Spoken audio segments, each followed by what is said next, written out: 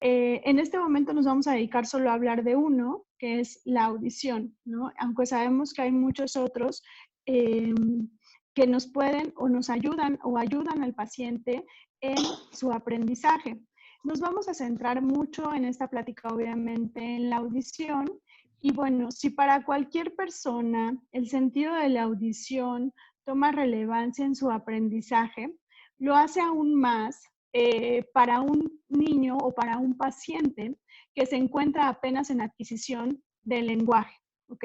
Y esto es niños en preescolar, niños en maternal o desde bebés, que es un mundo de aprendizaje desde que el bebé nace, y es el momento, como lo han visto en pláticas anteriores, los que han tenido la oportunidad de conectarse, de adquirir el lenguaje. La adquisición del lenguaje empieza desde etapas muy tempranas del desarrollo, y en esta adquisición del lenguaje juega un papel primordial la audición.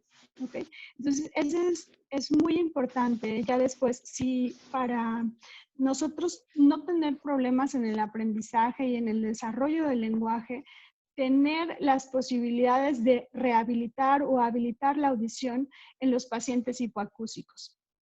Bueno, es muy importante tener las mejores condiciones de audibilidad para el aprendizaje, ya que para el aprendizaje requerimos de una comprensión verbal adecuada o lo más cercana al 100%.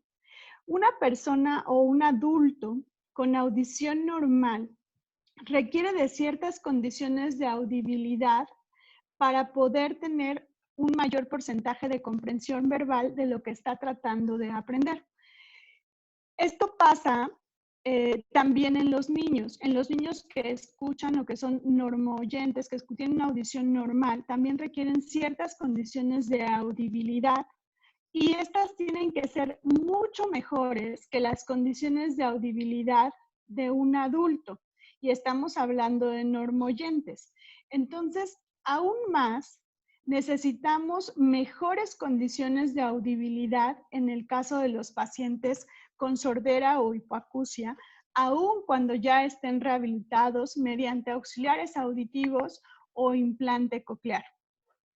Estas condiciones de audibilidad, más adelante vamos a ver qué las puede modificar y qué podemos hacer nosotros como profesores o nosotros como papás en la cooperación o en las modificaciones de los ambientes donde nuestro niño se va a desarrollar para poderle dar esas mejores condiciones de audibilidad. Sabemos como profesores, como padres de familia y como profesionales de la salud auditiva, que los salones de clases son ambientes auditivo-verbales. ¿Okay? Y estos salones predomina mucho el sentido de la audición para poder tener un aprendizaje. Es una modalidad predominante para poder aprender la audición. Entonces, en esta plática queremos tener un poco de audiología educacional con la finalidad de asegurar que nuestros pacientes hipoacúsicos van a tener toda la información auditiva del entorno escolar, de la misma manera que lo tienen los pacientes normoyentes. E incluso ustedes se van a dar cuenta a lo largo de la plática que algunas de las indicaciones o la información que vamos a dar también nos van a ayudar a asegurar en los pacientes normoyentes, es decir, en los pacientes que escuchan normal, a asegurar que toda la información auditiva dada en el salón de clases nos aseguremos que llegue a estos pacientes de manera directa, segura, sin distorsiones, ¿ok? Y así que su aprendizaje sea más eficaz. El salón de clases necesitamos conocer muchos aspectos, ¿no? Como cuál es la acústica de nuestro salón de clases, cuál es la percepción del habla que tienen los pacientes o los alumnos en el salón de clases y qué ayudas técnicas podemos darle. Y de acuerdo al desarrollo del lenguaje, es decir, al nivel de los pacientes en el que estemos hablando, no es lo mismo la estimulación para un niño de preescolar que para un niño escolar, dentro de otros factores, ¿ok? Que vamos a ver más adelante. A nivel mundial, se ha ido han hecho mucho los gobiernos, hay muchas iniciativas por tratar de hacer una ¿Ya ves, inclusión de correcto? los pacientes hipoacúsicos en el aula ordinaria, ¿ok? Y esto lo han hecho, todos lo sabemos y lo hacemos y lo indicamos al paciente hipoacúsico, que el paciente tenga una ubicación preferencial en el salón de clases, ¿no? Lo primero cuando mandamos el informe con las indicaciones para que nos apoye el colegio, las profesoras y le decimos a la mamá, trate de que su niño se siente lo más al frente posible en el salón de clases o lo más cercano posible al profesor. Entonces, eso lo hemos hecho ya desde hace muchos años. Y bien hemos hecho o hemos intervenido en pedirle a los profesores que hagan ciertas adaptaciones curriculares para que si el paciente, por su desarrollo del lenguaje, no logra estar o aún no puede tener las capacidades o las destrezas para resolver el mismo programa educativo que los pacientes normoyentes, entonces la maestra haga una adaptación curricular a ese paciente. Y también siempre una de las preocupaciones importantes de los papás de pacientes hipoacúsicos es buscar alguna escuela donde el niño tenga la mayor atención posible. Y esto ellos lo buscan reflejado en que sea menor el número de alumnos que atienda a una persona, o sea, que vea una profesora en el salón de clases. Entonces, en esa rúbrica hemos hecho mucho a nivel internacional por esas modificaciones, en tratar de incluir al niño hipoacúsico haciendo ciertas adecuaciones que ya mencioné para que esté lo más confortable posible. Pero hemos descuidado una parte muy importante y que sería muy fácil de modificar si todos ponemos de nuestra parte. ¿Quiénes tendríamos que poner de nuestra parte? Bueno, primero obviamente el audiólogo, los papás y los centros educativos y la profesora. Entonces, esta parte es muy importante y es la parte que hemos descuidado más, que es la calidad del estímulo auditivo en relación a la acústica del ambiente. Y para esa parte no hemos hecho realmente mucho o hemos hecho pocas modificaciones y no estamos hablando solo de este país, de México, sino estamos hablando que a nivel mundial pocos son los lugares que tienen estas modificaciones. Y vamos a ver que sería muy fácil hacer esas modificaciones y si no se pudieran hacer al 100% esas modificaciones, podríamos tratar de hacer las que más se puedan, las que los papás puedan cooperar y hacerlas o las que la escuela pueda cooperar y hacerlas. Y para eso tenemos que eliminar las barreras de comunicación en el aula, ¿ok? Eso es lo más importante, eliminar las barreras de comunicación en el aula. ¿Por qué? Porque, ok, el médico audiólogo, como ya lo vieron en pláticas anteriores, ya hizo la detección auditiva a tiempo, temprana, es un paciente que ya está en proceso de rehabilitación auditiva, sus prótesis auditivas están adecuadamente calibradas o su implante coclear ya lo tenemos en audición normal. Ya todos estamos listos, la terapia auditivo-verbal, etcétera, pero a la hora que lo tratamos de insertar al salón de clases, en la parte de la inclusión, ya hicimos todas las modificaciones. Llega al colegio, lo sentamos al frente en un número reducido de alumnos, pero nos falta la otra parte. Resulta que llega a un aula con las siguientes características que impiden que las prótesis auditivas o el implante coclear le dé a ese paciente un rendimiento adecuado. Entonces, vamos a eliminar esas barreras de comunicación para que sea mayor el éxito que tenga este paciente en su rehabilitación. Bien, entonces vuelvo a repetir que los salones auditivos son ambientes auditivo-verbales, ¿no? Todo el tiempo. En estos ambientes predomina la expresión oral de los profesores y de los compañeros sobre otros estímulos. Y esto de un 100% de horas que permanece el paciente dentro de un salón de clases, 45% de ese tiempo que permanece el niño en el salón de clases, resulta que el aprendizaje está siendo llevado a cabo de manera auditiva, casi cerca de la mitad del tiempo que está en el salón de clases, el aprendizaje está haciendo a través de la audición. Entonces, con esto volvemos a repetir que la audición es una parte, un sentido esencial para el aprendizaje. Pero resulta que para que un niño escuche bien, para que un niño oiga bien, va a depender de la calidad del sonido que el niño escuche. ¿Sí? De nada sirve que la prótesis auditiva, que el implante coclear, que todo esté bien calibrado y exitoso, si la calidad del sonido que él está escuchando es pésima o es muy mala, ¿no? Y esto también lo podemos traslapar a los pacientes normoyentes, ¿ok? De nada sirve que un paciente tenga audición normal, pero que la calidad del sonido a la que está expuesto en el salón de clases sea muy mala. Eso va a mermar, a pesar de que tenga audición normal, su aprendizaje. Y va a disminuir la comprensión del mensaje hablado, ¿ok?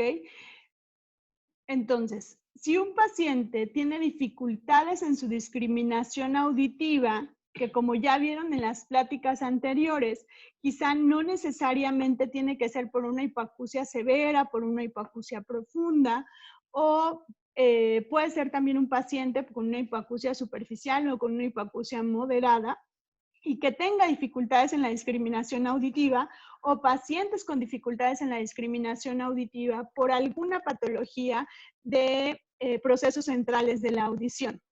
Si hay un paciente con estas características en el salón de clases, pero aparte el aula acústicamente es poco favorable, va a mermar la comprensión del mensaje hablado del profesor, lo que deteriora su aprendizaje. Entonces, ¿por qué un aula escolar puede ser acústicamente inapropiada? ¿Qué hace a estas aulas que no sean las ideales para estos pacientes? Y entonces aquí podemos intervenir mucho.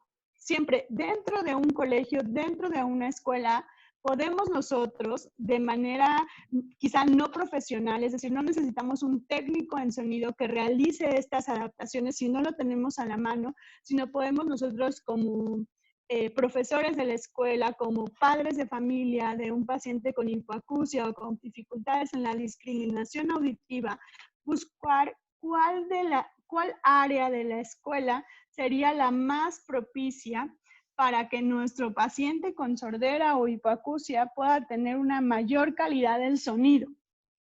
Entonces, generalmente, ya por ser aulas, por ser un salón de clases, donde hay una convivencia con otras personas y hay ruido, las aulas son consideradas como ambientes acústicamente pobres. Y esto puede ser por dos factores. Uno, los problemas de diseño y dos, los problemas estructurales. ¿A qué me refiero con los problemas de diseño en el caso de las aulas? Los problemas de diseño, generalmente las aulas tienden a ser cuadros, o sea, cuadrados o rectángulos, ¿cierto? No son aulas diseñadas para acústica como lo son, no sé, las salas de canto, las salas de música, donde tienen diseños específicos para que la calidad del sonido sea mejor. Generalmente las aulas tienden a ser cuadrados o rectángulos. Generalmente el material con el que están construidas las aulas es un material que causa reverberancia. Ahorita vamos a ver más adelante eso, ¿no? Puede ser tabla roca, puede ser incluso el tabique, puede ser que haya demasiado vidrio, demasiada pared, que no haya ventanas, etc. Entonces ahí viene el problema de diseño.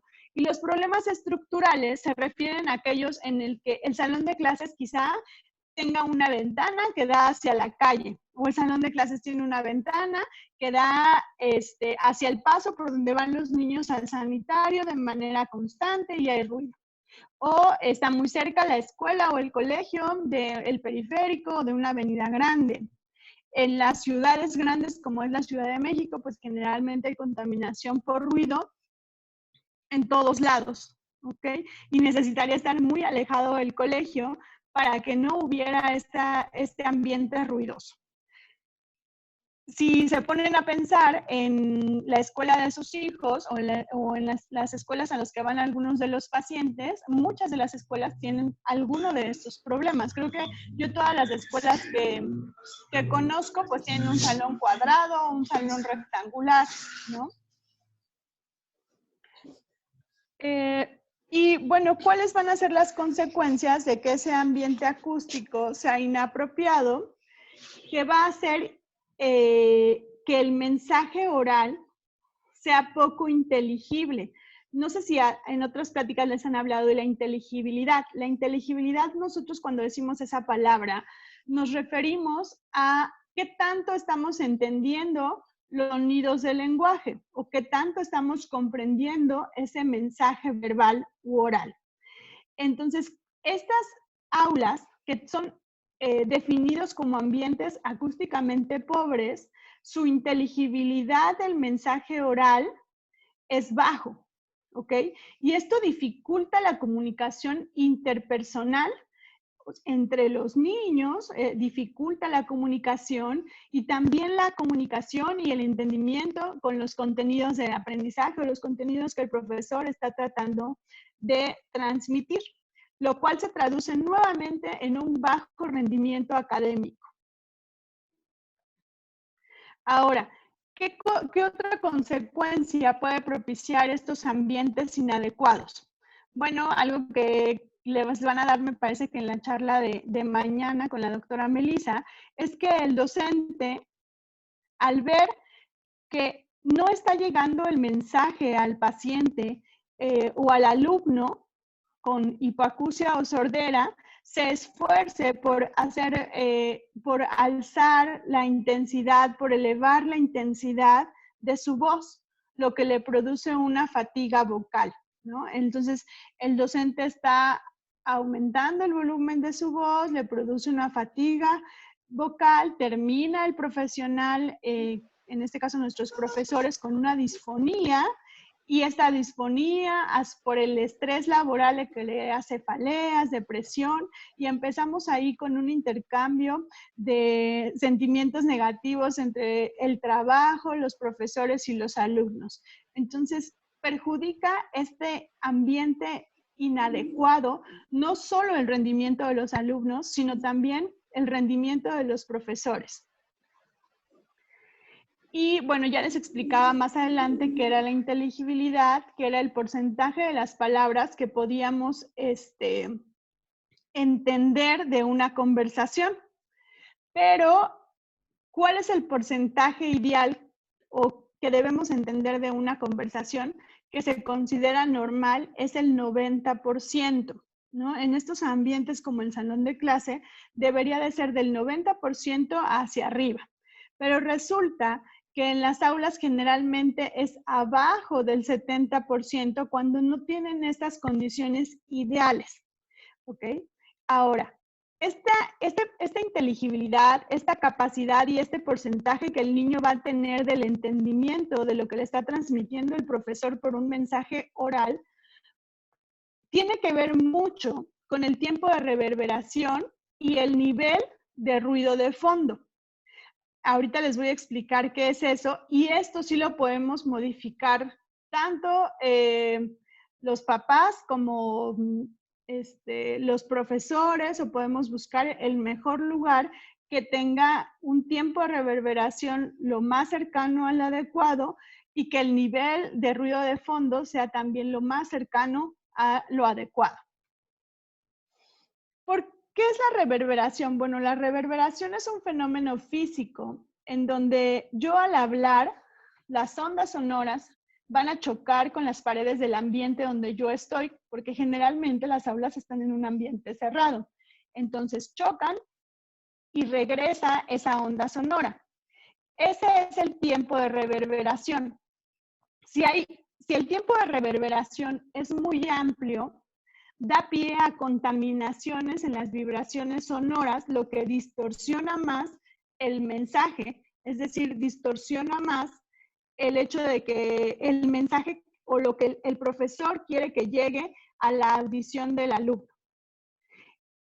si nosotros disminuimos el tiempo de reverberación, la señal va a ser más clara, es decir, va a haber menos contaminación en el mensaje, ¿ok? ¿Qué produce mayor reverberación? Pues ciertos materiales en la construcción, como los vidrios, como la tabla roca.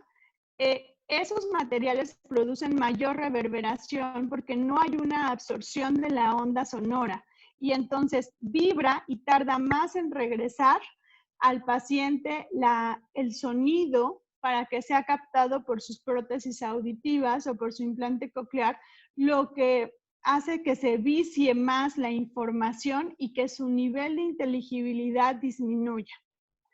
Ahora, ¿qué es el nivel de ruido de fondo? Que veíamos que es el segundo factor que nos ayuda a que la inteligibilidad, el porcentaje de inteligibilidad sea alto. El nivel de ruido de fondo es un sonido que no deseamos y que proviene del interior del aula. Y bueno, ya sabemos que en el salón de clases generalmente es producido por los compañeros de clase, ¿ok? Entonces, ese generalmente no lo podemos modificar más que por las indicaciones del profesor. Ahí sí necesitamos nosotros, o sea, no los profesionales lo podemos modificar, ni tampoco los papás, sino necesitamos aquí la ayuda específica de los profesores para guardar la disciplina en cuanto al ruido de fondo que produzca el resto de los compañeros. Bien, ¿y cuál es la norma vigente o cómo debemos de mantener nuestro salón de clases? Y aquí me van a decir, ¿cómo voy a medir esto? Bueno, ya hay aplicaciones que podemos bajar en el celular para poder medir esto. Y no con esta plática quiero o pretendo que tengamos el nivel exacto o que nuestra medición sea exacta y fidedigna al 100%, sino que quizá con estas aplicaciones que podemos bajar al celular nos podemos dar una ayuda de qué tan discordante está de los estándares internacionales nuestro salón de clases donde está nuestro paciente con hipoacusia y qué modificaciones podemos hacer para que se acerque más a la normatividad. Podemos cambiarnos de aula, podemos cambiar la ubicación simplemente del aula o cambiarnos a otra aula donde los materiales de construcción sean diferentes y así poder alcanzar un poco estos estándares para que nuestro paciente hipoacúsico se vea beneficiado. El tiempo de reverberación es de 0.6 segundos y el nivel de ruido de fondo es máximo de 35 decibeles. Estos son niveles máximos. Entonces, si ustedes se preguntan si en algún lugar existen estas condiciones, pues son muy pocos los lugares donde existen colegios que existen estas condiciones. Hay países, en nuestro país no se han hecho estudios sobre estas condiciones, pero casi estoy segura que en ninguno de los colegios se alcanzan estas condiciones. En algunos países europeos se han realizado estudios para ver si alguno de los colegios alcanza estas condiciones y se dieron cuenta que el tiempo de reverberancia no lo alcanzan más allá del 60% de los colegios. Y el nivel de ruido de fondo no lo alcanza el 100% de los colegios que se estudiaron. Entonces, estamos muy alejados de estos estándares que estamos buscando. Por eso les decía, no espero con esa plática que lleguen exactamente o que estemos buscando estos estándares para que nuestro paciente esté cómodamente audible, sino al menos que busquemos acercarnos un poquito para que le ayudemos lo más que podamos a nuestro paciente con sordera o hipoacusia. Bien, otra cosa importante es disminuir la señal ruido, la señal de intensidad ruido. ¿Esto cómo lo vamos a disminuir? Bueno, debe de estar disminuido en los pacientes con audición normal en 6 decibeles más o menos. Y en pacientes hipoacúsicos, pues debemos de aumentarlo a más o menos 20 decibeles de diferencia entre la señal y el ruido de fondo. ¿Por qué debe de ser esto? Para que haya mayor inteligibilidad del lenguaje o del habla o del mensaje que está dando el profesor. Eso es muy importante para poder aumentar el porcentaje de la inteligibilidad del mensaje que está proporcionando el profesor para que se dé un aprendizaje más significativo. Y esta intensidad señal-ruido se va a modificar también dependiendo de las modificaciones que hayamos hecho en los dos factores que vimos anteriormente, en el nivel de ruido de fondo y en los niveles de en el tiempo de reverberancia. Es como podemos modificar esta intensidad señal-ruido. Ahora, ¿qué es lo que pasa en un salón típico o en una aula escolar típica? No sé si recuerden que tenemos nuestro audiograma y aquí podemos ubicar más o menos cuando estamos hablando una voz de intensidad normal, pues las letras o los sonidos del lenguaje se escuchan aquí donde está esta zona que más o menos va entre los 20 y los 70 decibeles. Un profesor, para lograr alcanzar el que el paciente o el alumno tenga una adecuada inteligibilidad cuando el salón o el ruido de fondo está totalmente bajo o menor a 35 decibeles, más o menos está hablando alrededor de los 70 decibeles. ¿Ok? Y el ruido en el aula más o menos es de 55 decibeles. Cuando el profesor, esta condición se da cuando el profesor está más o menos a 50 centímetros del alumno o del niño. Y ahí la intensidad de la relación señal-ruido es más o menos de 15 decibeles. Entonces, para un normoyente, pues es adecuada, pero para un paciente con hipoacusia, aun cuando está rehabilitado, no es adecuada. Estamos por debajo de la deseada para que tenga calidad del sonido e inteligibilidad del lenguaje, porque recordemos que lo que se necesita son 20 decibeles. Entonces, esos 5 decibeles pueden modificar la discriminación, ¿no? Entre taza a casa, y entonces el niño tomar el dictado mal y que el aprendizaje sea deficiente. Cuando vamos duplicando la distancia, va disminuyendo más o menos 6 decibeles la intensidad de esa señal. Y cuando el profesor se encuentra a 2 metros de distancia, disminuye a 0. Eso quiere decir que no está teniendo una adecuada señal o un adecuado mensaje o inteligibilidad del lenguaje. Eso es lo que estamos traduciendo con esta parte. Entonces, vean en dónde ya vimos que modificamos siempre, porque modificamos siempre dónde se va a sentar el paciente, ¿no? Pero que quizá con esa modificación no alcancemos los 50 centímetros y no esté llegando una adecuada señal a ese paciente y entonces el mensaje no se ha captado de forma adecuada y su aprendizaje sea deficiente. Es muy importante por eso identificar los factores que podríamos modificar en el aula para acercarnos lo más posible a los estándares y que la señal transmitida a nuestro paciente hipoacúsico en el salón de clases sea con calidad de sonido. Hay algunos estudios que nos dicen que las personas con audición normal, cuando cambiamos solamente 1 decibel, la señal de intensidad, la relación de señal-ruido, eso equivale al 10% del porcentaje en la discriminación del habla, una disminución del 10% del porcentaje. Y estamos hablando en un paciente no normoyente, cuando solo lo modificamos 1 decibel. Entonces, esos 5 decibeles que nos faltan para alcanzar los 20 decibeles cuando el profesor se encuentra a 50 centímetros del paciente, del alumno, estamos perdiendo, podríamos estar perdiendo la mitad de la información que nos quiere mandar el profesor.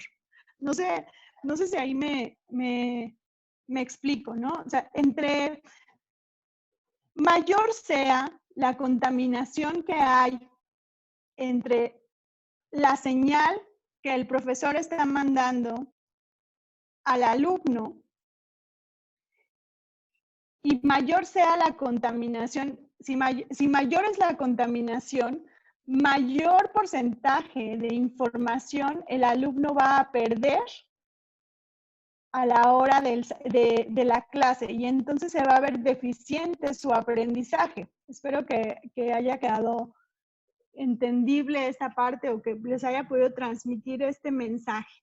Y solo cambiamos 1 decibel, o sea, 1 decibel es muy poquito en intensidad. Y esta información se tiene en pacientes normoyentes. Entonces, es muy preocupante que esto mismo esté pasando en pacientes hipoacúsicos, si la intensidad de la señal ruido no es la adecuada. Ahora, si perdemos esta capacidad de la detección de los detalles acústicos, ¿cómo es que perdemos la detección de los detalles acústicos? Bueno, si hay mucha contaminación en el ambiente, si es un ambiente muy ruidoso y la señal no está siendo adecuada, si no está llegando a nuestro alumno, la detección de los detalles acústicos se va a ver perjudicada.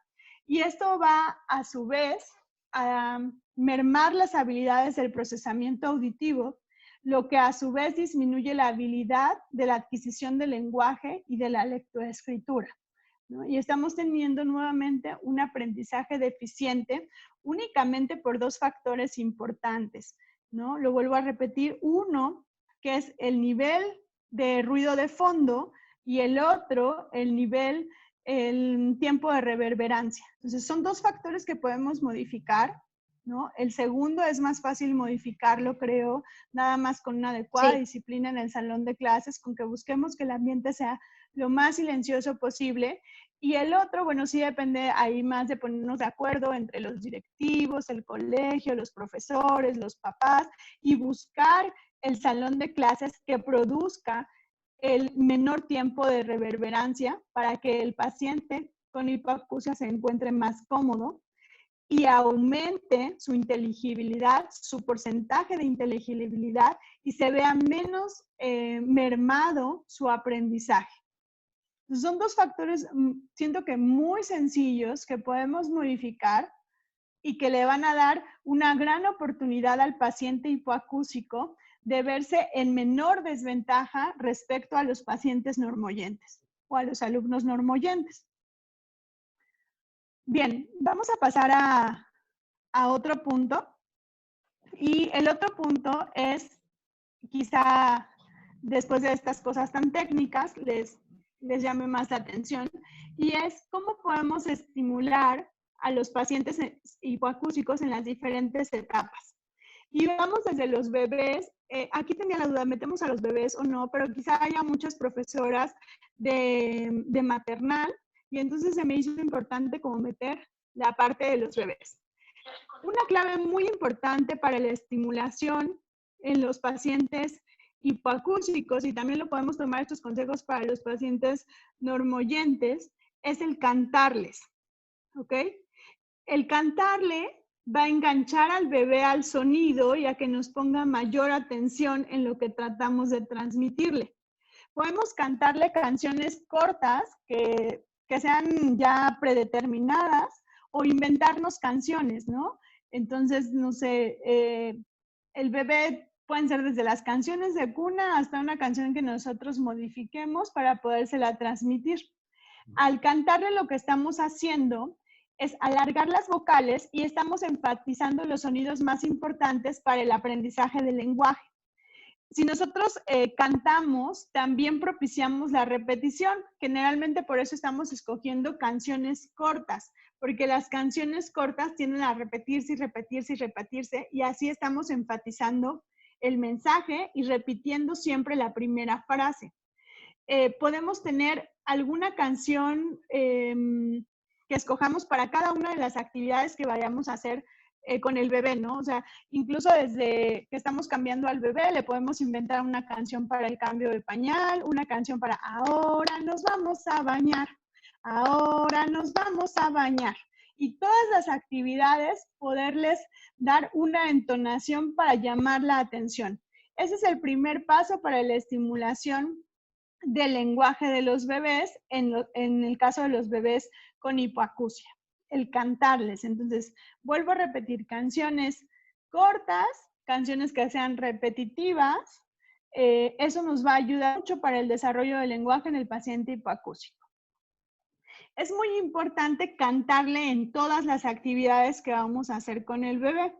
Cantarle desde cuando le vamos a dar de comer, lo vuelvo a repetir, cuando lo bañamos, etc. También cuando le estemos cantando canciones de animalitos, nos ayuda mucho a enfatizar el ruido o el sonido que el animal haga, ¿no? Entonces le estamos cantando. El pollito pío, pío. El pollito pío, pío. ¿No? Y entonces cada uno de los animales, y lo estamos repitiendo, no importa que repitamos el mismo sonido, la misma palabra varias veces, esta es una canción muy importante y una estimulación muy importante para el lenguaje del paciente con hipoacusia, para el bebé con hipoacusia. Bien, para los bebés es muy importante para la estimulación auditivo-verbal el decirlo y repetirlo. Entonces, hay que decirle todo lo que estamos haciendo. Bebé, te vamos a dar tu leche, te vamos a dar tu leche, la vaca da la leche, te vamos a dar tu leche, te vamos a dar tu sopa y estar haciendo la actividad. Entonces lo estoy diciendo y lo estoy repitiendo. Mira, vamos a comer la sopita. Mira, bebé, vamos a comer la sopa. Estaba viendo, perdón, el tiempo. Mira, bebé, vamos a comer la sopa. Mira, bebé, ahora vamos a comer la manzana. Todo lo que le estemos haciendo al bebé hay que repetírselo de manera constante. Entonces lo decimos y lo repetimos. Son dos formas de estimulación para los bebés.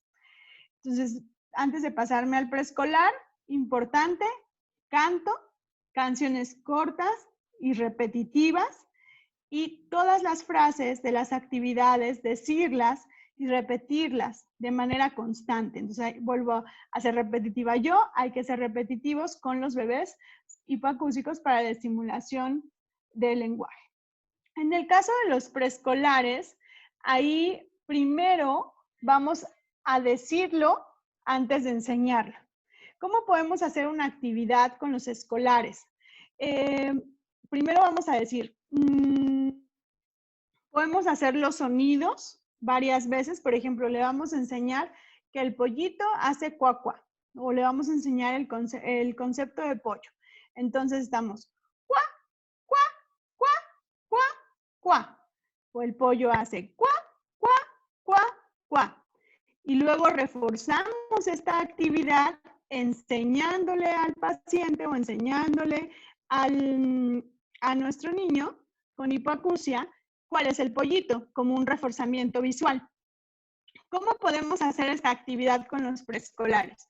Podemos desarrollar alguna tabla que tenga varios campos semánticos mezclados, animales, comida, transportes, etc.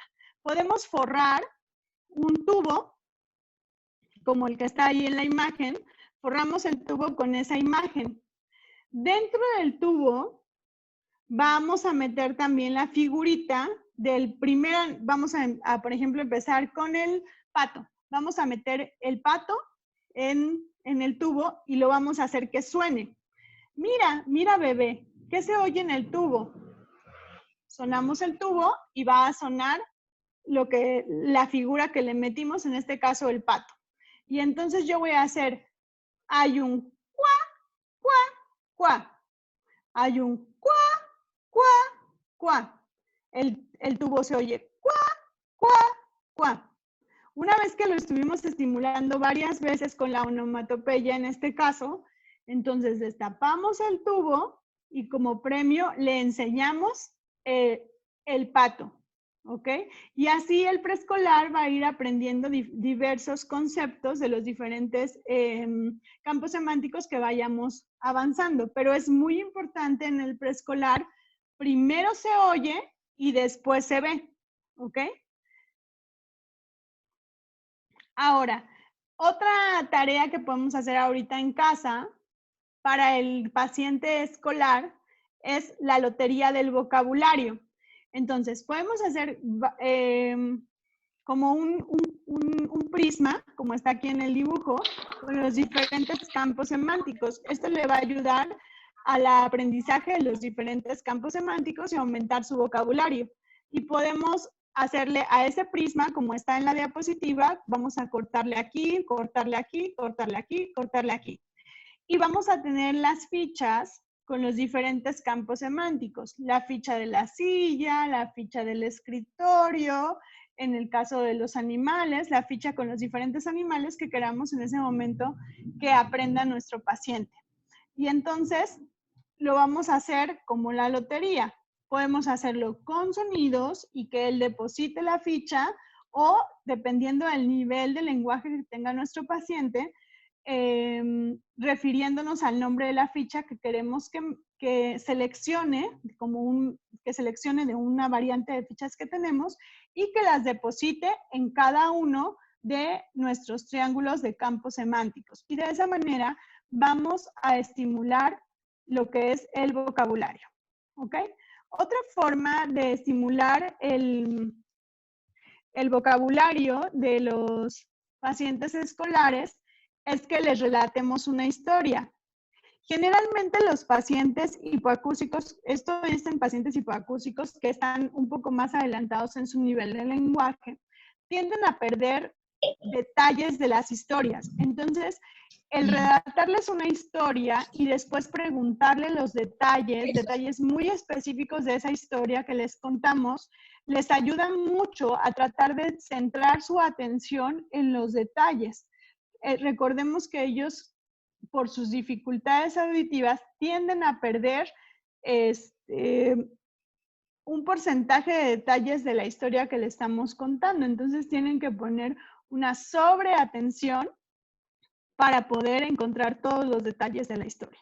Entonces le vamos a relatar una historia a nuestro paciente y él debe de tratar, obviamente le decimos que trate de poner la mayor atención porque después de contarle la historia le vamos a preguntar varios detalles. Y el objetivo de esto pues es desarrollar esa habilidad para encontrar esos detalles. Entonces podemos hacer una historia ya predeterminada y y podemos sobre esa historia nosotros hacer un tipo de tabla como la que está en su pantalla, en donde ponemos varios personajes y algunos de estos, con algunos de estos irlos variando o combinando para previamente nosotros armar la historia y al finalizar la historia preguntarle ciertos detalles sobre lo que le relatamos. ¿Ok? Si el paciente no logró contestarnos todos los detalles de manera correcta, repetimos la historia hasta que encuentre todos los detalles que nosotros le estamos queriendo preguntar. Otra cosa muy importante en los pacientes hipoacúsicos es la dificultad que tienden a tener entre la diferencia de singular, plural, femenino y masculino, porque recordemos nuevamente que pierden esos detalles, ¿ok? Y para eso, para estimularlos en esa parte, podemos nosotros hacer algunas tablas con esas diferencias, como las que les voy a poner a continuación, ¿no? Entonces, les damos esta tabla donde, por ejemplo, está una bicicleta en plural y en singular, y lo mismo que los coches. Entonces, le decimos, sin mencionar la palabra bicicleta o bicicletas, le podemos decir, cuando ya el paciente tiene un nivel lingüístico más elevado, le podemos decir, tócalas. Si nosotros le decimos, tócalas, el paciente debe señalar el cuadro donde están las dos bicicletas. ¿Okay? Si le decimos, tócala, el paciente debe señalar dónde está una bicicleta. Entre tócala y tócalas, solo hay la diferencia, ¿no? De la S, que son letras o sonidos que se les dificultan mucho a los pacientes con hipoacusia. Entonces es muy importante estar estimulando mediante ejercicios estas cuestiones de discriminación del lenguaje que ya son muy finas y que lo podemos hacer estos ejercicios en los pacientes que tengan un mayor nivel lingüístico ya adquirido a través de la rehabilitación auditiva. Lo mismo con este otro cuadro y así lo podemos hacer con diferentes cuadros para que implícitamente una vez que decimos la palabra, ellos puedan identificarlo. Después pueden aumentar los detalles de las láminas que estamos diciendo. Por ejemplo, en esta lámina le vamos a describir la que nosotros queramos, el cuadro que nosotros queramos, ¿no? Señala el cuadro donde están donde hay una estrella, abajo una N, al lado de la estrella una flecha. Ya implica mayor concentración, mayor atención en los detalles, mayor discriminación auditiva. Entonces, este ejercicio ya lo harían pacientes con una discriminación auditiva más avanzada. Les ayuda mucho a los pacientes hipoacúsicos hacerles un calendario, como muchos de ustedes saben, ¿no? Porque esto le va a ayudar a tener los conceptos de ayer, hoy y mañana y a mejorar los tiempos verbales en su comunicación. Entonces podemos hacer desde en los niños más pequeñitos o cuyo nivel lingüístico sea menor, hacer el calendario muy simple, ¿no? Mira, hoy es lunes, ahorita amaneció, y porque siempre preguntan entre más chiquitos así, ¿y cuántas veces me tengo que dormir, ¿no? Para llegar el viernes a ir a ver a la abuelita. Y entonces solo manejar el sol y la cama. El sol y la cama, el sol y la luna, dependiendo cómo el niño identifique el despertar y el anochecer. Y irlo evolucionando a actividades más detalladas y personalizadas del paciente para que pueda tener los conceptos de los tiempos en su vida diaria. El calendario les ayuda mucho. Creo que muchas de las terapistas que conozco siempre manejan el calendario y aunque parece algo muy básico, les ayuda mucho. Así vamos con cada uno de los detalles que el paciente vaya haciendo en su vida diaria, agregándolo a nuestro calendario.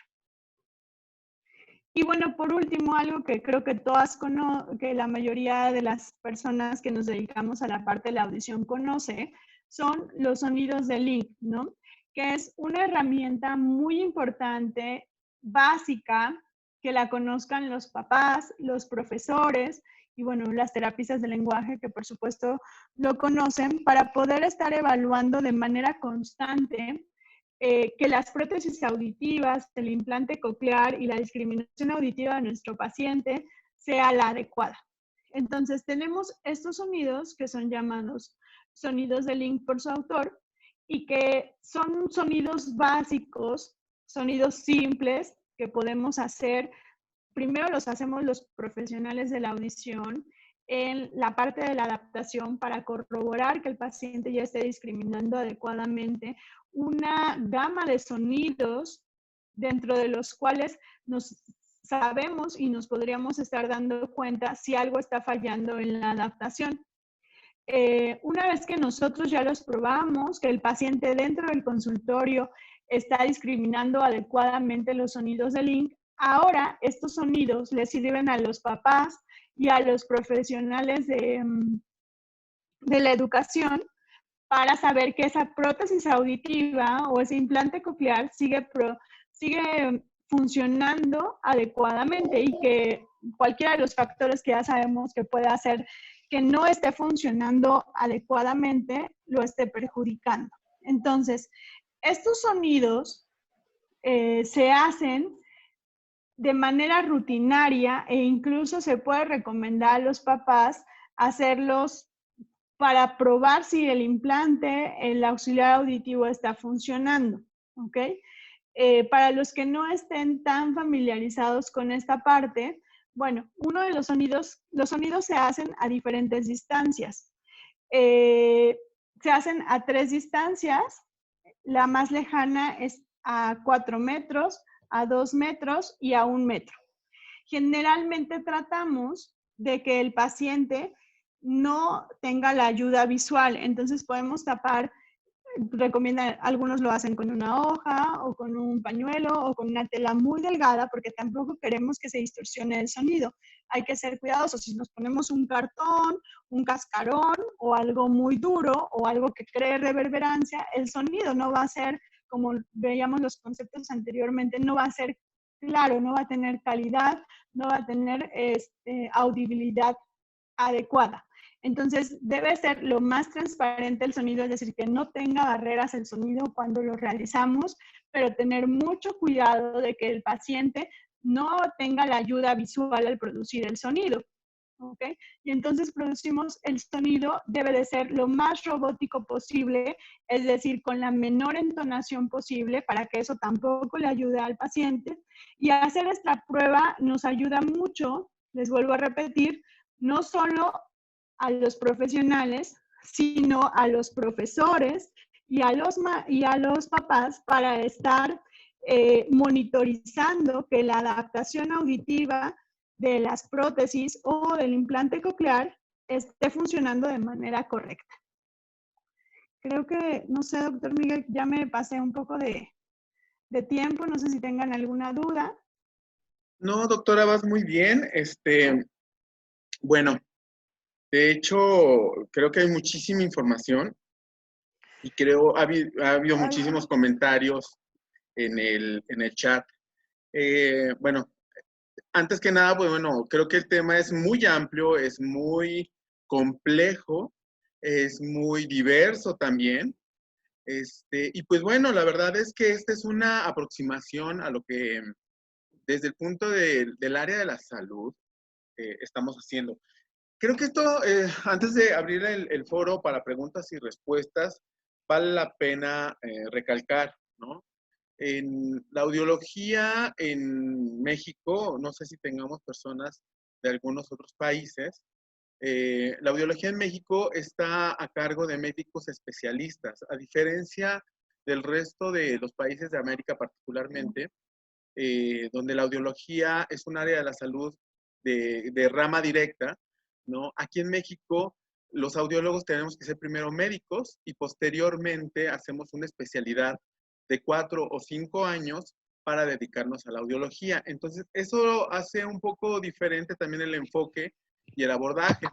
Y esto lo hago un poquito de énfasis porque en el chat alguien hacía una observación que por qué decías mucho paciente y no alumno. Y bueno, y tiene que ver con esta situación, ¿no? Que es importante. Y digo, el comentario es relevante porque justamente lo que buscamos con estos webinars es generar diálogo, ¿no? Un diálogo interdisciplinario que nos permita llegar a un abordaje más complejo y más multidisciplinario, ¿no? Entonces, ahorita vamos a abrir un poquito de preguntas y respuestas. He de decirles que el chat ha estado como muy burbujeante, por decirlo de alguna forma, cosa que nos da mucho interés. Bueno, vamos a empezar con el chat. Hay varias preguntas. Hay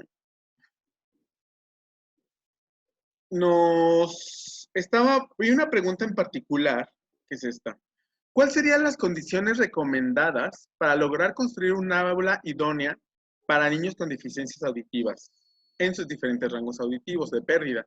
Un poquito ya lo comentaste, no sé si quieras comentar o reiterar un poquito acerca de eso. Bueno, lo ideal sería, hay estándares que son muy específicos que ya los mencionaba, que el tiempo de reverberancia fuera menor a los 0.6 segundos y que el ruido máximo del fondo fuera menor a los 35 decibeles. Es difícil alcanzar sobre todo el tiempo de reverberancia, ¿no? Porque el ruido de fondo podríamos disminuirlo, lo vuelvo a repetir, depende de los alumnos que estén dentro del salón de clases y de qué tanto podamos modificar las condiciones externas, ¿no? Si ponemos un salón de clases alejado totalmente de la carretera, de otros salones de clases, del patio, podemos disminuir el ruido de fondo.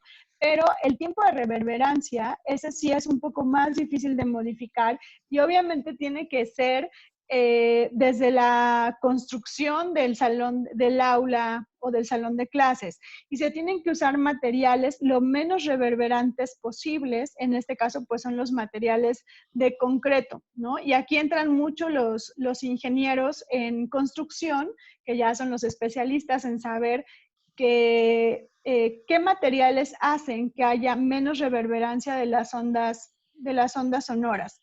De manera muy general, les podría decir que la construcción fuera de concreto, que el grosor, nos refieren a algunas bibliografías, que el grosor de los aplanados no sea muy amplio porque eso aumenta el material que usan para el aplanado del concreto.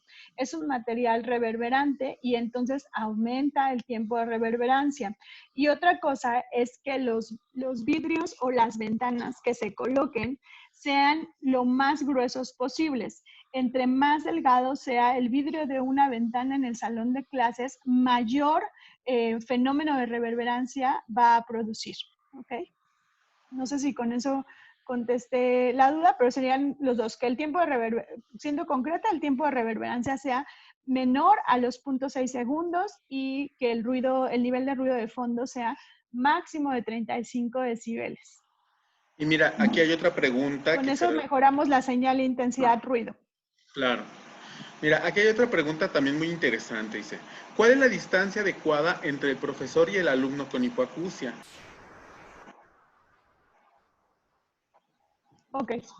La distancia adecuada, aun cuando las prótesis auditivas sean las indicadas, que estén adecuadamente programadas y que la construcción cumpla con los estándares que vimos, sería de 1 metro. Ok.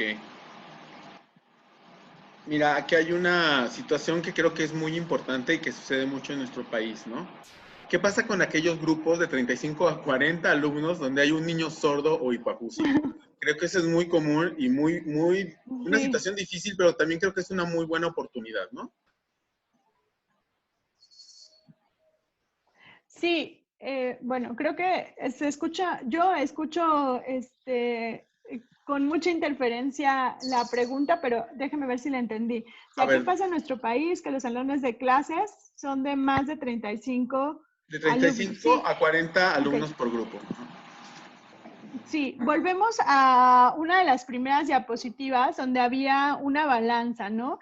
Ese es un problema en nuestro país, aunque muchos de nuestros papás, ¿no? Y lo digo en el consultorio, siempre es de las primeras preguntas que me hacen. El tratar de cambiar a sus hijos a colegios o a escuelas con menor número de alumnos y para que le pongan mayor atención al paciente.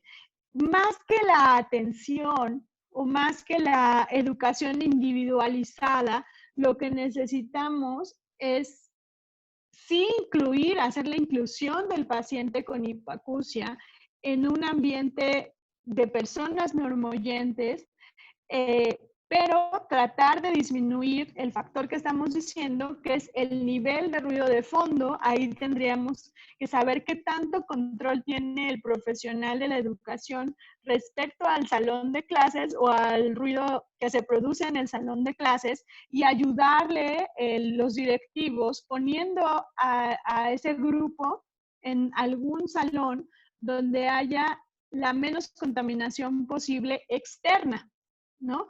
Entonces tendría que ser un profesional que tenga un control del grupo para disminuir el ruido de fondo y ayudarle ahora sí los directivos en ponerlos en algún salón que tenga los menores contaminantes externos. Y bueno, eso sería lo que podríamos hacer en el caso de esas situaciones. Aquí esa balanza me pareció muy importante, esa imagen, porque al final el paciente hipoacúsico, a lo largo de su vida, eh, pues va a tener que insertarse a ambientes como los normoyentes con mucha gente, ¿ok?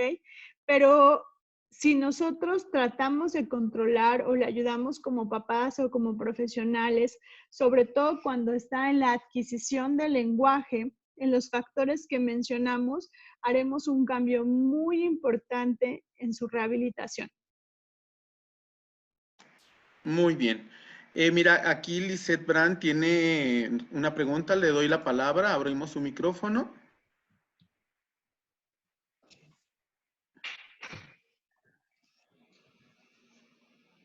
¿Nos escuchas? No se escuchó, doctor. No, ok.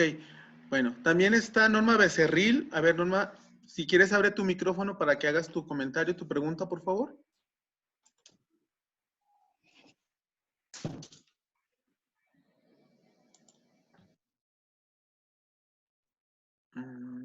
Bueno, no sé, algo está pasando por ahí. Bueno, nos comenta aquí también en el chat. Buenas tardes, me gustó mucho la plática. Mi duda es, si mi hijo en edad preescolar padece hipoacusia severa unilateral izquierda, ¿cómo debería de estar ubicado respecto al profesor dentro de un salón de estructura cúbica?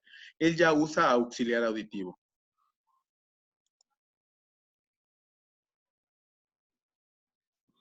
Ok, está planteando la pregunta para un paciente con hipoacusia izquierda, ya con rehabilitación auditiva, Así ¿cierto? es, así es. Ok. Bueno, si su nivel de audición en el lado derecho es normal, recordemos, siempre le digo a mis pacientes, cuando estamos en las expectativas de la rehabilitación auditiva para la adaptación de auxiliares. Los auxiliares que en la actualidad tenemos son auxiliares maravillosos, con conectividades impresionantes, y los ingenieros en acústica a nivel mundial están tratando de hacer que el sonido sea lo más natural posible o lo más equiparable posible al sonido natural, ¿no? En el caso de las prótesis auditivas, que es en el caso de este niño, de los auxiliares auditivos.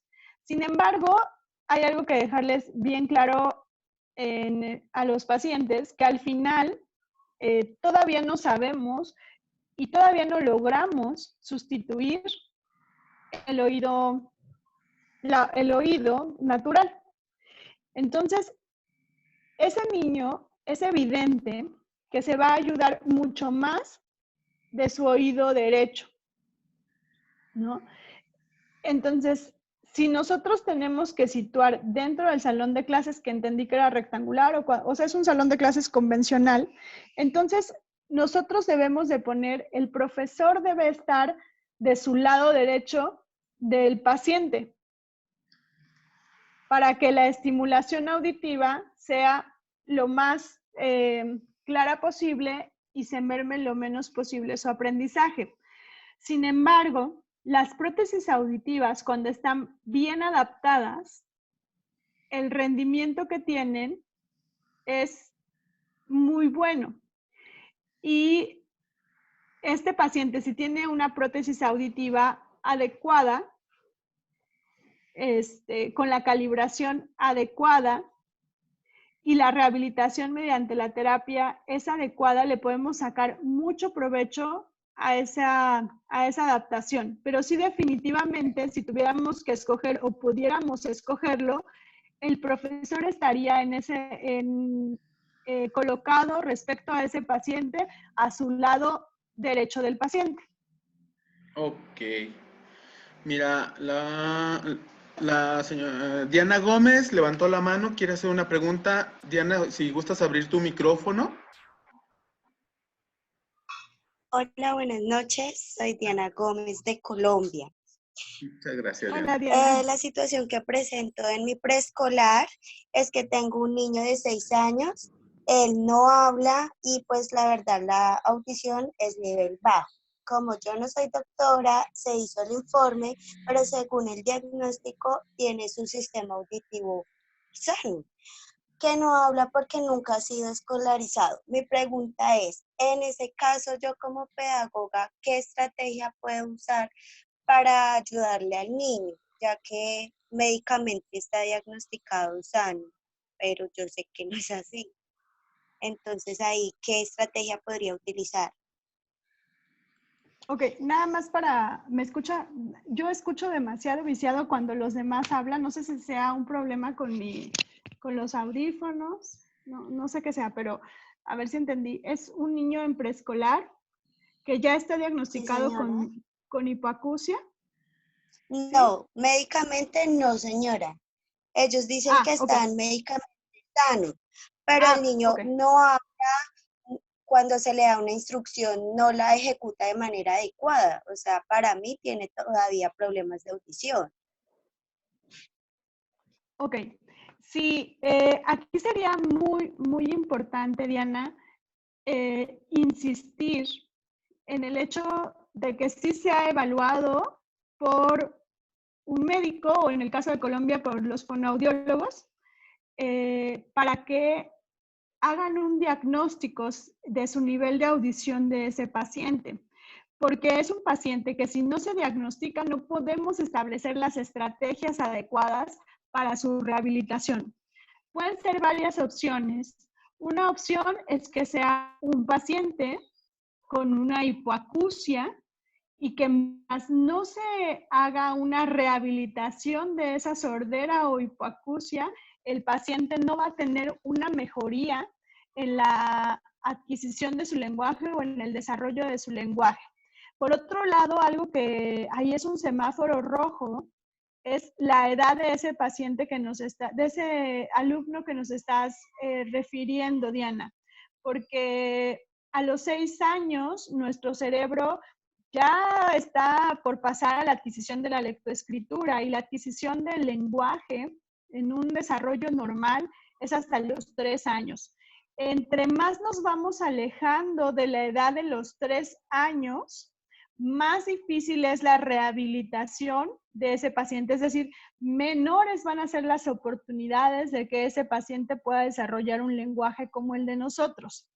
La otra opción es que tenga alguna otra patología neurológica o alguna otra alteración en su neurodesarrollo, incluido un problema de lenguaje, un simple problema de lenguaje. Bueno, no es simple, sino que su audición efectivamente sea normal, pero en su cerebro, la zona que nos ayuda a desarrollar el lenguaje con el que estamos nosotros ahorita hablando en cualquier idioma, no haya tenido un desarrollo adecuado, ya sea por falta de estimulación o por algunas alteraciones que pudo haber tenido durante la gestación, durante el embarazo o durante el nacimiento o alguna otra enfermedad que haya desarrollado en la primera etapa de su vida. Entonces, pueden ser alteraciones muy graves y estamos ya en un límite muy extremo en la edad de 6 años para desarrollar un lenguaje. Entonces, realmente tú como profesional de la educación, lo que puedes hacer es canalizarlo y orientar a que los papás o insistir en que los papás busquen ayuda profesional, ya en tu país es con los fonoaudiólogos o con los neurólogos, para que sí primero se establezca el nivel de audición de ese paciente, porque estamos hablando ya de un caso grave por la edad de ese paciente y su nivel del lenguaje que tiene. Y bueno, ahí también complementando un poco lo que dice Laura Julia, creo que también un neuropsicólogo sería bastante interesante, una evaluación de neuropsicología, y podría complementar también información, ¿no? Lorena Córdoba tiene también la mano levantada, quiere hacer una pregunta. Lorena, si quieres abrir tu micrófono.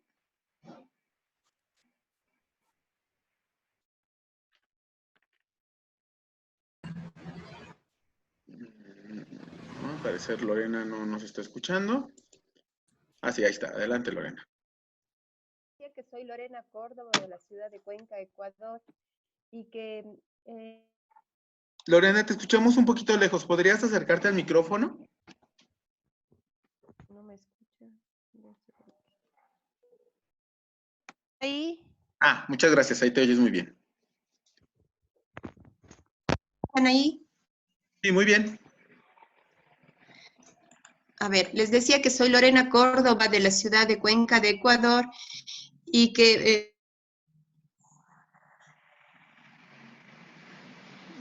Lorena, lamentablemente te Hola, perdimos. Lorena. ¿Tú la escuchas, Laura Julia? No se escucha, COVID. se corta.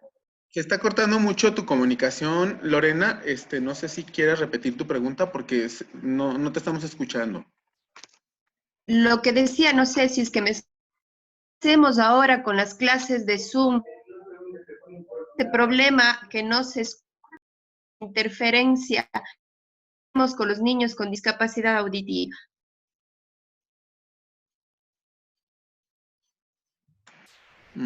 Creo que seguimos sin escucharte muy bien, Lorena.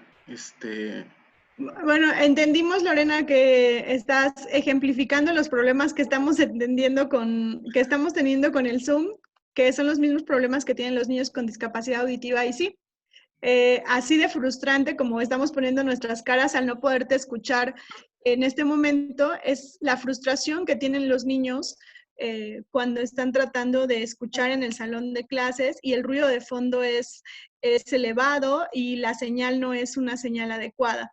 Entonces, a esos problemas se enfrentan los pacientes hipoacúsicos cuando logran tener siquiera algo de captación de los sonidos del lenguaje, ¿no? Y cuando no lo tienen o no logran tener esta captación, como en el caso del ejemplo que nos está dando Diana, quien hizo la pregunta anterior, sí son esos los problemas a los que se enfrentan.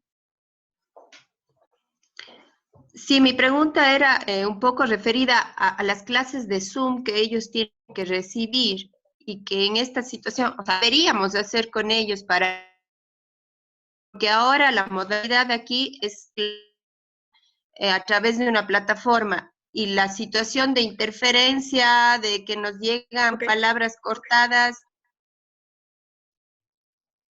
Sí, bueno, entendiendo o tratando de entender un poco tu pregunta, aun cuando se corta, esto nos da para otras pláticas, ya hablábamos con el doctor Miguel. En el caso de los dispositivos auditivos e incluso de las prótesis auditivas con auxiliares y de los implantes cocleares, tenemos algunos dispositivos que se llaman dispositivos FM o de algunas marcas, ¿lo puedo decir, doctor? Sí, creo que sí. Dilo, no, Sí. no pasa nada. No somos un canal comercial, no pasa nada. Okay. O dispositivos Roger, que son dispositivos de conectividad para que la conexión entre el auxiliar auditivo o el implante coclear sea directa al dispositivo donde se está transmitiendo el sonido. Una queja que tienen siempre los pacientes con uso de prótesis auditivas es la distorsión que se da cuando están escuchando dispositivos eléctricos, ¿no? Como puede ser la televisión, radio, la computadora, el celular, la música, etcétera. A través de cualquier dispositivo electrónico se vicia mucho la información que llega a sus prótesis auditivas. Es una queja constante de los pacientes. Y esto afortunadamente ya tenemos una solución que lo mejora mucho, que es el sistema Roger. Y este sistema Roger lo que hace es una transmisión directa de estos dispositivos electrónicos, como puede ser nuestro celular o la computadora, directo a los auxiliares auditivos de los pacientes, lo que disminuye la contaminación de la que hablábamos durante la presentación y nos mejora la calidad del sonido, teniendo una mejora en la señal, intensidad y ruido, ¿ok? Entonces, eso mejora mucho la calidad de percepción de las clases, por ejemplo, de los niños. Tenemos muchos niños en las clínicas Oír Bien que usan estos dispositivos. Y también son dispositivos que una vez que regresemos al salón de clases, los puede usar el profesor para que la señal llegue directa a los audífonos o a los implantes cocleares de los pacientes y se mejora mucho la calidad del sonido, mejora la audibilidad. ¿Por qué? Porque está disminuyendo el ruido de fondo del que hablábamos y mejora la calidad del sonido porque está llegando directo la señal de ese sonido a la prótesis auditiva. Entonces, pues estos dispositivos a nosotros como profesionales de la audición nos parecen una maravilla, porque es una manera, el paciente puede apagar los micrófonos de su auxiliar que están dirigidos al ambiente y entonces disminuir el nivel de fondo, que son los rescates que nosotros tenemos y que los papás tienen cuando, en el caso de nuestro país, no existen aulas con las características que mencionamos en la plática. Así es. Mira, hay otras manos levantadas, pero voy a leer un poquito el chat porque es importante también. Hay algunas preguntas acerca de la asistencia de los niños hipoacúsicos a una escuela bilingüe. ¿Cuál es tu opinión con respecto a esto? Ok. Bueno, los niños que tienen un problema de audición, si estos niños no son rehabilitados a muy, muy temprana edad, ¿qué estoy hablando de muy temprana edad? Muy temprana edad es que esté ya rehabilitado, es decir, que ya tenga un tratamiento antes de los 6 meses de edad. Si este paciente no fue diagnosticado antes de los 6 meses de edad, es un hecho que ya se abrió una brecha en el desarrollo de su lenguaje comparándolo con un paciente que sí escucha. Eso quiere decir que va a ir más abajo en el desarrollo de su lenguaje que los niños de su edad que sí escuchan. Y nuestro objetivo con estos niños es que adquieran un lenguaje oral como el de nosotros. Como ya tiene una dificultad y ya se abrió una brecha en el tiempo de adquisición del lenguaje y decíamos que sí tenemos aquí como puertas, que en este caso es a los 3 años, como que se cierra un poco nuestro cerebro y nuestra plasticidad. No quiero decir, ni de ninguna manera se malentienda, que más adelante no lo podemos rehabilitar, ¿no? Porque nos hemos llevado muchas sorpresas de los avances tan importantes que tienen los niños después de esa edad. Pero es un tiempo muy crítico en donde debemos aprovechar todos nuestros esfuerzos para rehabilitar en la lengua que sea del paciente, ¿no? En su lengua materna, en el caso de nosotros, en el español. Entonces, nosotros preferimos, o la indicación médica es que ese paciente sea rehabilitado con todos los esfuerzos, y esto implica que no sea una escuela bilingüe en su idioma natal. No sé si el doctor tenga alguna otra opinión. Cada caso se debe individualizar. Si el paciente no tiene tanto, no se observa esta brecha tan importante o tan grande respecto a los niños de su edad, pues no tiene ningún problema para aprender, para ir a una escuela bilingüe. Pero si estamos viendo que hay una brecha muy grande entre la edad que tiene y la edad de desarrollo del lenguaje, entonces preferimos que se centren todos los esfuerzos en la adquisición de su lengua natal. Sí, y bueno, y interviniendo un poco, lo que en la experiencia que yo he tenido es que cuando esta escuela bilingüe es español-inglés, evidentemente el ser el inglés una lengua más abierta que el español en cuanto a su articulación, muchas veces prefieren empezar a hablar en inglés por la falta de precisión fonológica. Y a veces es donde empiezan a hacerse un poquito más difíciles los procesos de rehabilitación. Como dice la doctora Laura Julia, yo también, bueno, depende de las características de cada alumno paciente y de su desarrollo de lenguaje y de su nivel educativo, etcétera, ¿no? Mira, por ejemplo, aquí hay una pregunta muy interesante. Dice, soy maestra de niños de 4 años y trabajamos mucho al aire libre. ¿Qué es lo aconsejable para un niño con hipoacusia en esta situación? Bueno, lo ideal sería que tuviera el sistema Roger, ¿no? Que es este sistema que les hablo, en donde el profesor se cuelga un micrófono, puede ser colgado, un clip muy pequeñito aquí como un pin, casi no se ve en la ropa, o como una pluma, y transmitir el sonido directo a los auxiliares auditivos del paciente. Eso sería lo ideal. Invitar a los papás o recomendarles que se informen sobre este sistema que se llama sistema Roger. Y la otra opción, pues sería siempre mantener al paciente con lo que hacemos dentro de en el aula, ¿no? Que es siempre mantenerlo lo más al frente posible, lo más pegado a la persona que está dando las indicaciones. No sé si el doctor tenga alguna otra recomendación, pero para estos ambientes sí nos sirve mucho el sistema Roger, que es muy recomendado sobre todo en ambientes abiertos, me refiero en ambientes abiertos y ruidosos, que mejora mucho la señal para el paciente hipoacúsico. Sí, no, totalmente de acuerdo contigo. Digo, en dado caso de que no se tenga este sistema, pues tener al niño lo más cercano posible, es importante comentarles, los micrófonos de los auxiliares auditivos están diseñados para los más modernos, que estoy hablando de los que tienen menos de 5 años, están diseñados para detectar la voz por encima del ruido del entorno, y en cuanto detectan la voz, amplifican preferentemente la voz. Pero para que puedan realizar esta función, el emisor de la voz no tiene que estar a más de 1,5 metros. Si el emisor de la voz está más allá de 1,5 metros, el micrófono va a amplificar todo por igual. Entonces, esto es una desventaja acústica que el usuario de auxiliares auditivos pues, va a tener más dificultades para comprender el mensaje.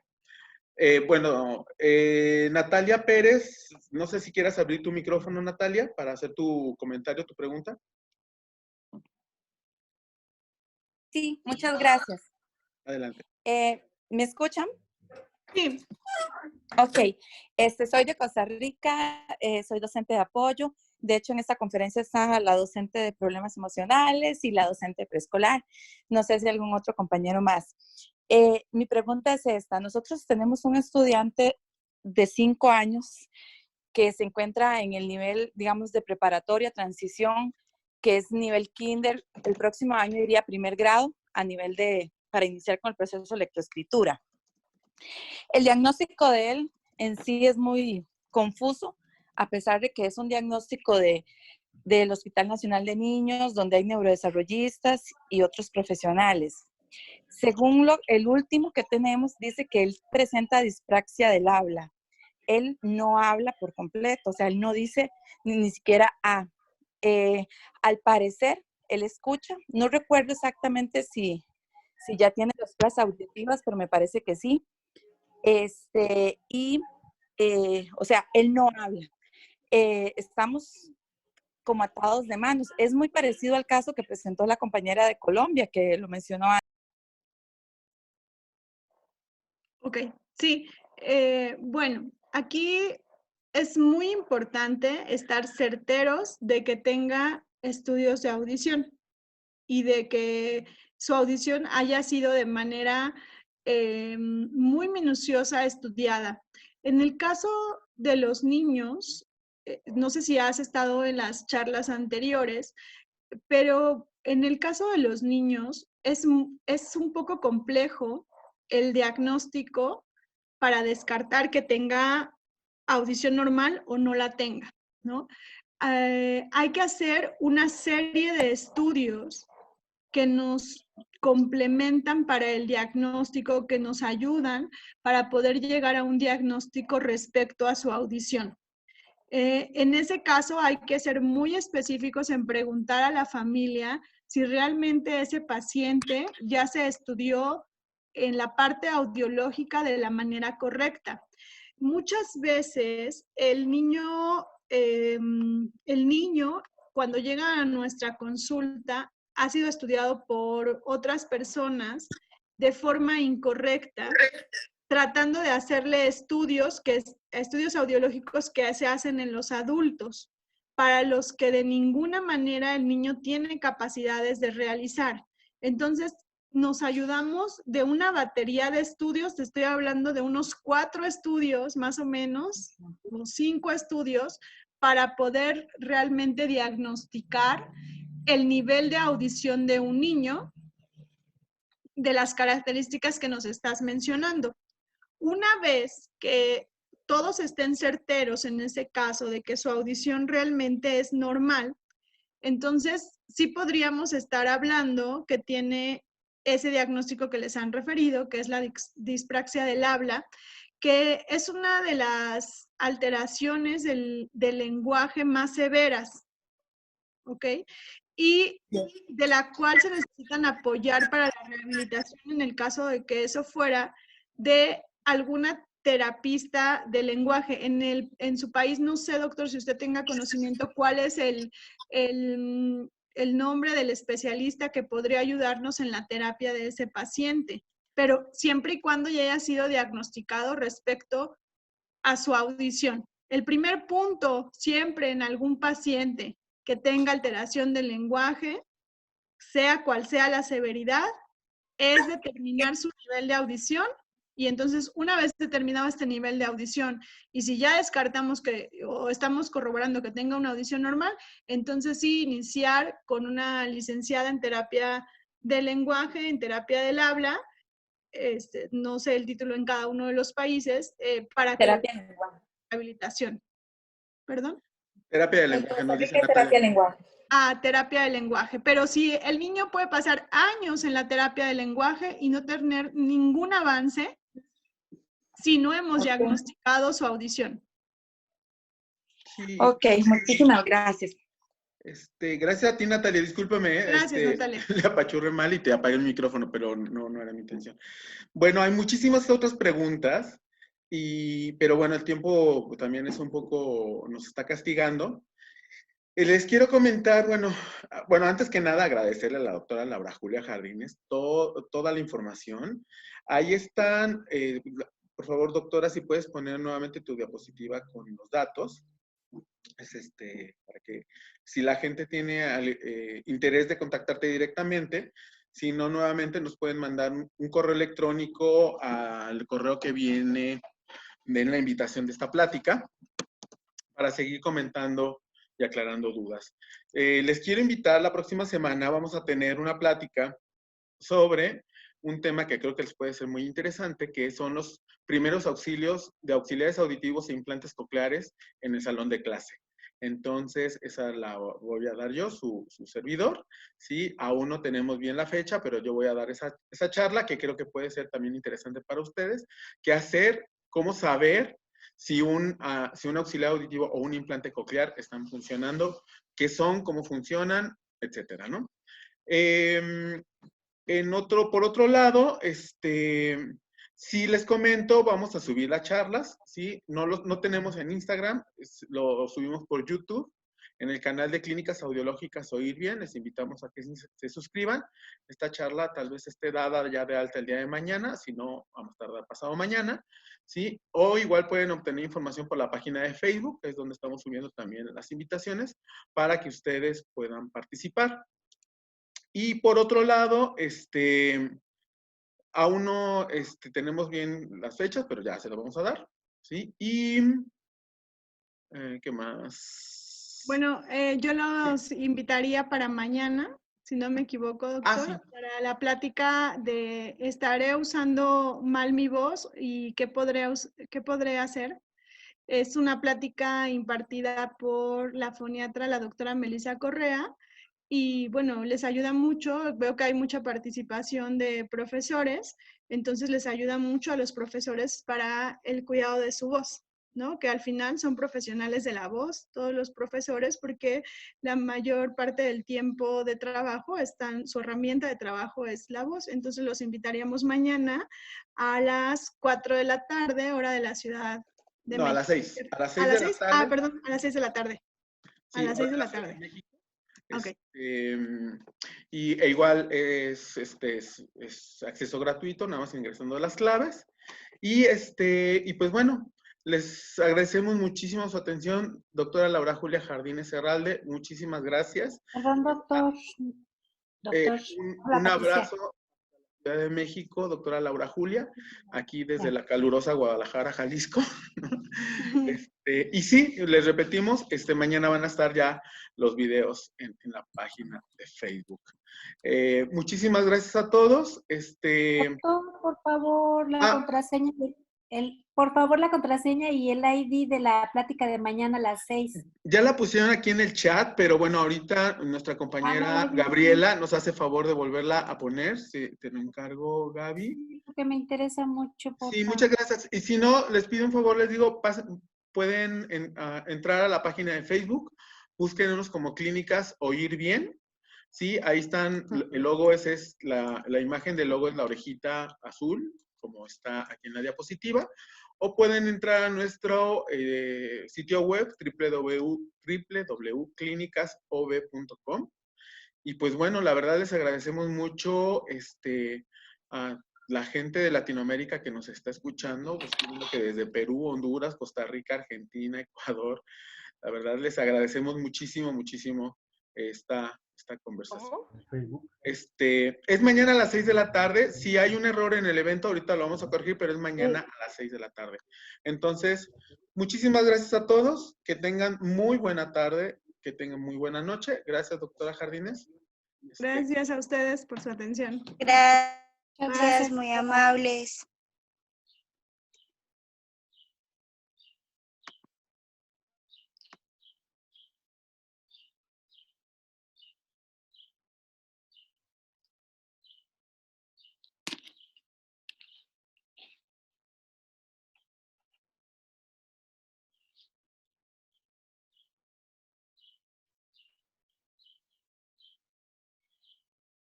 Todo esto es muy bueno.